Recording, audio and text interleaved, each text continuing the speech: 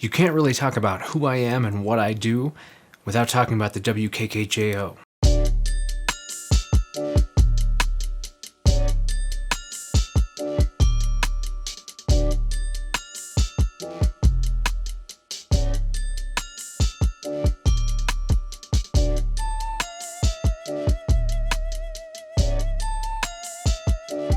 Hey, what's up? I'm Ken. This is kenfuTV, and each week I release videos in the martial arts, philosophy, technique, training, that sort of thing. And if that's what you're into, I hope you subscribe and watch all my videos and have a really great time. And mostly I hope you comment and we have a conversation. If you did leave a comment and you did like this video, be sure to hit that like while you're down there. So the WKKJO, the World Karate Kabuto Jiu-Jitsu Organization, founded by Kyoshi Simon Sherborne out of London, Ontario, Canada. I talked last week about Seosho and Ryu and how that's kind of my foundation, my first art, so to speak. You can see that video right here. In that video, I talked about my karate foundation and a little bit of the Kabuto. Well, that's only a piece of the Kabuto that I do, and certainly doesn't touch anything about the Jiu-Jitsu that I do. So a number of years ago, there was a big Kempo gathering right here in Casper, Wyoming that happened to be at our dojo. Kyoshi Sherborne attended this gathering, and that would be the first time that we met him. He chose to spend some time with my instructor over the lunch break because he was looking for someone to help demonstrate a Kabuto kata that afternoon. When we got back from lunch, him and my instructor stood up and demonstrated, if I remember right, they demonstrated Bobo. Bobo is a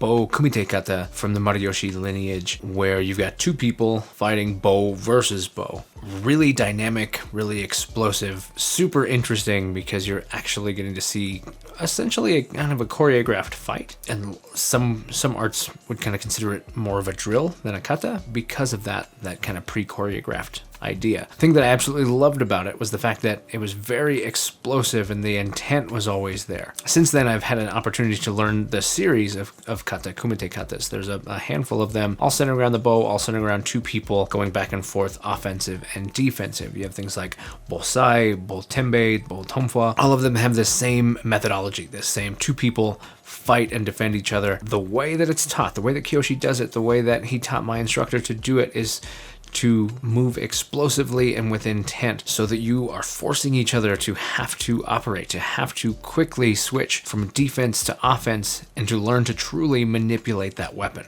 For Bobo, obviously you're both running a bow, but if you're doing the others, Bosai, Botomfa, then you take turns learning both sides and you get a chance to learn how to use each of those weapons in a very dynamic way.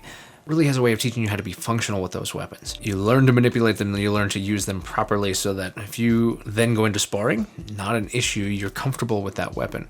But just in general, your actual weapon manipulation and the way that you handle those weapons and your comfort with them just goes through the roof. That was my introduction to Kyoshi Sherborne. His Kabuto, the lineage that he carries, the Mariyoshi lineage under Master Odo. He spent many years with Master Odo, training very closely, and is carrying this Mariyoshi lineage of Kabuto. And what I love about it, what I just really appreciate about it, is it is very direct, very clean. There's focus on clean lines, and the clean lines aren't just for the sake of how the kata looks, but also the manipulation of the weapon and how that interaction, especially if you're using a long weapon like a bow, how does that interact with another person, and what is their perception of that weapon? How I hold it chooses what you see. If I hold it like this, in some sort of way, you get to see its actual length. But if I hold it like this, then suddenly its length is masked by perception, by your perspective. How you integrate those perspectives and your movement is very interesting because it creates situations where it's hard to tell when the weapon's moving and the distance at which you're operating from each other. All of the katas, not just the kumite, but there are many, and for many different weapons, all of them have that same attention to manipulating the weapon well, making sure that it's strong and powerful and that your grip is good and you're not going to lose your weapon, and how to utilize the attributes of that weapon, be it a long-range weapon or a close-range weapon or what have you. Fell in love with that particular Kabuto. So my Kabuto, personally for me, is I've got a Yamane-ryu lineage out of Seosho and Ryu, and Mariyoshi lineage out of the WKKJO. But the one that set home for me was that Mariyoshi weapons. Like it just really, to me, feels like it defines how a weapon should move. It's only a part of it though. right? That's only a part. The WKKJO, Karate, Kabuto, Jiu-Jitsu, we had our karate lineage. I have my karate foundation, and my instructor did as well. So we didn't necessarily dive directly into that in our school. But the Jiu-Jitsu, we didn't have anything that was targeting specifically that groundwork component. So it's kind of brought things full circle for us. We had the stand-up striking, grappling, throwing of the karate and the Japanese Jiu-Jitsu, and then we had the weapons, the two different systems of Kabuto, and then we added in the Jiu-Jitsu. Put someone on the ground, what are your options for after that? We had some basic options, generally full of blunt force impact from the karate. But if you end up on the ground, especially in a disadvantageous position, knowing what to do and how to get out of that was not something that we had a strong foundation in. So adding in this Brazilian Jiu-Jitsu from the WKKJO was incredibly valuable. Kyoshi's Jiu-Jitsu lineage, he's done Jiu-Jitsu for many years, most of it with the Gracies. The Gracies also encouraged him to train with people like the Valencia brothers and a few others. More recently, he's been training with Roy Harris. That's something very interesting to me because one of the things that always stood out to me when I worked Jiu-Jitsu with Kyoshi was just how tight his pressure was. When you rolled, he crushed that daylight, and his pressure was intense. It made you feel like giving up. But then you get to see the attributes of his character, the person that he is. As a school teacher as well, he's very good at nurturing people and bringing them up, making them realize that there are still options and that you have things that you can do, and continuing through the material so that when you get stuck in those positions, you have an option and you have somewhere to go. His approach to that was always very, very good and left you hungry for more. I can only imagine what his pressure is like. I haven't had a chance to train with him in person in some time, so I can only imagine what his pressure is like now, because from what I understand from Roy Harris is that everybody that talks about Roy Harris talks about his pressure is just unbelievable. Just absolutely devastating. Well, if Kyoshi's pressure was that awful to me, I can only imagine after working with somebody who focuses so heavily in that, what that feels like. I'm looking forward to it and also not looking forward to it at all. It's going to be incredible to know, but it's going to be miserable to learn. But that's how it goes in the martial arts, right? That's how jiu-jitsu goes, especially. The great equalizer in some ways. The thing that I like about Kyoshi's approach to the whole thing, the karate, and I've worked a little bit with him in the karate, and especially I've seen some stuff that he's done with that as my instructor continues to work with him with that stuff as well. But the karate, the kabuto, the jiu-jitsu is self-defense is a focus the entire time. There's a strong focus on making sure that it's practical and it works and that it's functional. And if you've been around this channel for long, you know that that is a critical component to how I feel and what I think is important in the martial arts, at least for me. Part of that led me to, and throw the video up here, but you may have already seen the video that I talk about joining the World Combat Association. Part of that decision was for me to have a way to provide rank to my karate students in relation to pragmatic, practical karate approach. I had a direction I wanted to go and things that I wanted to incorporate that I'm still developing. Things that I'm not really good at. Things like role-playing situations so that you can work with threat awareness and avoidance and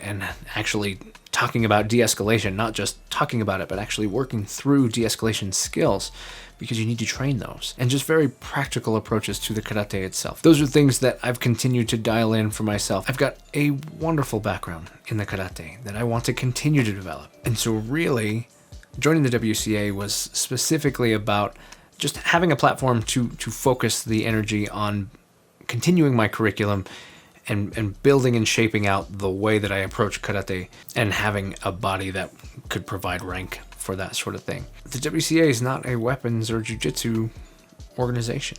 I've had plenty of opportunity to work with other jiu-jitsu instructors or follow different paths with jiu-jitsu, and to be honest, I've never gone that direction. The things that I get out of the WKKJO, the effort that Kyoshi puts into gathering all of this knowledge from all over and distilling it down and working through has been amazing. And right now he's continuing to refocus his curriculum in the jiu-jitsu, and the progression that he's working on is absolutely fantastic and really excellent way to approach these skills. So when it comes to the kabuto and the jiu-jitsu, I've never had any reason to do anything else. And so the WKKJO is still a very big part of what I do and who I am. And that's probably confusing because when it gets to organizations and affiliations and things like that, it gets really difficult to who's going where, what's happening when, and especially from the outside, that could feel like a lot of different things. But what I can definitely say is that I'm very proud of my connection to the WKKJO. And if you have the opportunity, and if some of you viewers are in Canada or in that area, if you have a chance to travel over, maybe you're in Ontario, but if not,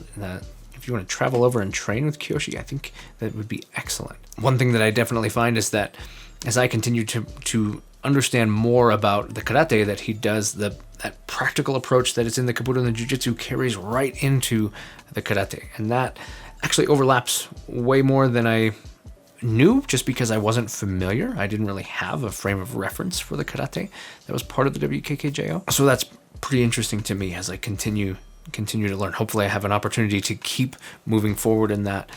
I don't know what that looks like. You know, a lot of that comes down to my instructor. Really, there's a layer between me and the WKKJO, which is my instructor, and his approach plays a big role in my approach. So that's it. Now you've seen two pieces of my history, my lineage, the Seiyo Shorin-ryu Karate Foundation, but then also the WKKJO, building on the kabuto, adding more to it in a big way, in a very big way, and the jiu-jitsu. So next week I'll talk a little bit about the Eskrima and how that falls into place, where that fit on my journey, when that started, and what that looks like, and why I continue to do it. Hope you enjoyed this. If you want to subscribe, you can do that right here. Here's a playlist of videos like this one right here. 2 more videos that I think you might like here. I'm Ken. This is kenfuTV. I'll catch you in the next one.